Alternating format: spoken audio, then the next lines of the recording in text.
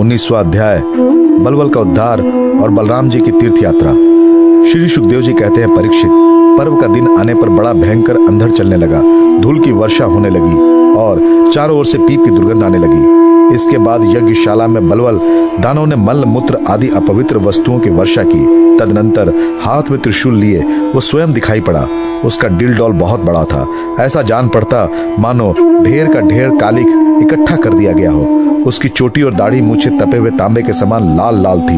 बड़ी बड़ी दाढ़ों और भवों के कारण उसका मुंह बड़ा भयावान लगता था। उसे देखकर भगवान बलराम जी ने शत्रु सेना की कुंदी करने वाले मूसल और दैत्यों को चीर फाड़ डालने वाला हल्का स्मरण किया। उनके स्मरण करते ही वे दोनों शस्त्र तुरंत वहां आ पहुंचे। बलराम जी ने आकाश में विचरने वाले बलवल दैत्य को अपने हल के अगले भाग से खींचकर उस ब्रह्मद्रोही के सिर पर बड़े क्रोध से एक मूसल कसकर जमाया, जिससे उसका ललाट फट गया और वो खून उगलने लगा तथा आर स्वर से चिल्लाता हुआ धरती पर गिर पड़ा। ठीक वैसे ही जैसे वज्र की चोट खाकर गेरू आदि से लाल हुआ कोई पहाड़ गिर पड़ा हो। नैमिषारण्य वासी महाभगवान मुनियों ने बलराम जी की स्तुति की, उन्हें कभी ना व्यर्थ होने वाले आशीर्वाद दिए और जैसे देवता लोग देवराज इंद्र का अभिषेक करते हैं वैसे ही उनका अभिषेक किया। इसके बाद ऋषियों ने बलराम जी को दिव्य वस्त्र और दिव्य आभूषण दिए तथा एक ऐसी वैजंती माला भी दी जो सौंदर्य का आश्रय एवं कभी न मुरझाने वाले कमल के पुष्पों से युक्त है। तदनंतर नैमिषारण्य वासी ऋषियों से विदा होकर उनकी आज्ञा अनुसार बलराम जी ब्राह्मणों के साथ कौशिकी नदी के तट पर आए। वहां स्नान करके वे उस सरोवर पर गए जहां से सरयू नदी निकलती है। वहां से सरयू के किनारे किनारे चलने लगे, फिर उसे छोड़कर प्रयाग आए और वहां स्नान तथा देवता, ऋषि एवं पितरों का तर्पण करके वहां से पुलहाश्रम गए। वहां से गंडकी, गोमती तथा विपाशा नदियों में स्नान करके वे सोन नद के तट पर गए और वहां स्नान किया। इसके बाद गया में जाकर पितरों का वसुदेव के आज्ञा अनुसार पूजन यजन किया। फिर गंगा सागर संगम पर गए, वहां भी स्नान आदि तीर्थ कृत्यों से निवृत्त होकर महेंद्र पर्वत पर गए। वहां परशुराम जी का दर्शन एवं अभिवादन किया। तदनंतर सप्त गोदावरी, वेणा, पंपा और भीमरथी आदि में स्नान करते हुए स्वामी कार्तिका का दर्शन करने गए तथा वहां से महादेव जी के निवास स्थान श्री शैलेश पर पहुंचे। इसके बाद भगवान बलराम ने द्रविड़ देश के परम पुण्यमय स्थान वेंकटाचल बालाजी का दर्शन किया और वहां से वह कामाक्षी, शिवकांची, विष्णुकांची होते हुए तथा श्रेष्ठ नदी कावरी में स्नान करते हुए पुण्य में श्रीरंग क्षेत्र में पहुंचे। श्रीरंग क्षेत्र में भगवान विष्णु सदा विराजमान रहते हैं। वहां से उन्होंने विष्णु भगवान के क्षेत्र ऋषभ पर्वत, दक्षिण मथुरा तथा बड़े बड़े महापापों को नष्ट करने वाले सेतु बंध की यात्रा की। वहां बलराम जी ने ब्राह्मणों को 10,000 गौवें दान की। फिर वहां से कृतमाला एवं ताम्रपर्णी नदियों में स्नान करते हुए वे मलय पर्वत पर गए। वो पर्वत 7 कुल पर्वतों में से एक है। वहां पर विराजमान अगस्त मुनि को उन्होंने नमस्कार एवं अभिवादन किया।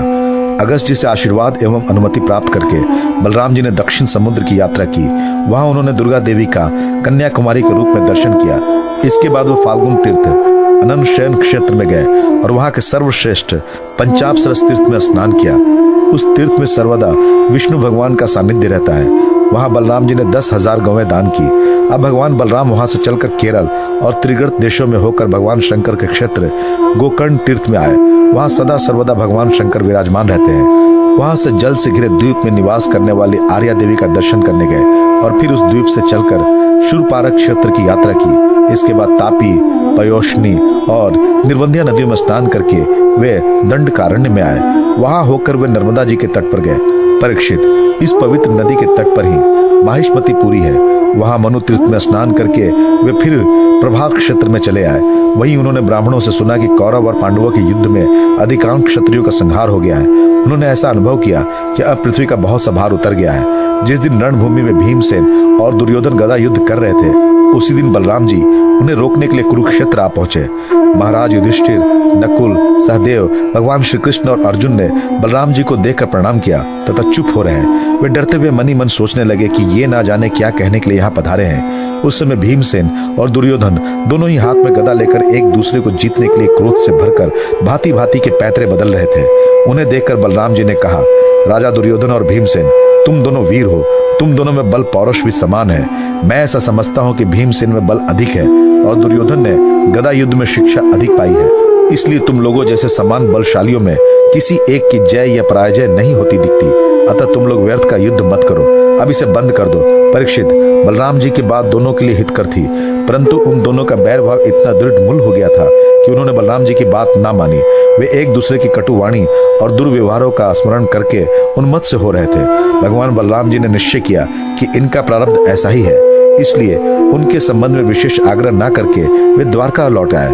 द्वारका में उग्रसेन आदि गुरुजनों तथा अन्य संबंधियों ने बड़े प्रेम से आगे आकर उनका स्वागत किया।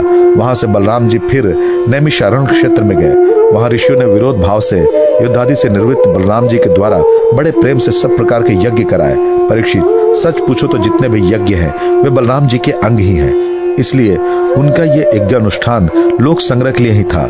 सर्वसमर्थ भगवान बलराम ने उन ऋषियों को विशुद्ध तत्व ज्ञान का उपदेश किया, जिससे वे लोग इस संपूर्ण विश्व को अपने आप में और अपने आप को सारे विश्व में अनुभव करने लगे। इसके बाद बलराम जी ने अपनी पति रेवती के साथ यज्ञांत स्नान किया और सुंदर सुंदर वस्त्र तथा आभूषण पहनकर अपने भाई बंधु तथा स्वजन संबंधियों के साथ इस प्रकार शोभायमान हुए जैसे अपनी चंद्रिका एवं नक्षत्रों के साथ चंद्रदेव होते हैं। परीक्षित, भगवान बलराम स्वयं अनंत है, उनका स्वरूप मन और वाणी के परे है। उन्होंने लीला के लिए ही ये मनुष्यों का शरीर ग्रहण किया है। उन बलशाली बलराम जी के ऐसे ऐसे चरित्रों की गिनती भी नहीं की जा सकती। जो पुरुष अनंत सर्वव्यापक अद्भुत कर्मा भगवान बलराम जी के चरित्रों का सायं प्रातः स्मरण करता है, वह भगवान का अत्यंत प्रिय हो जाता है।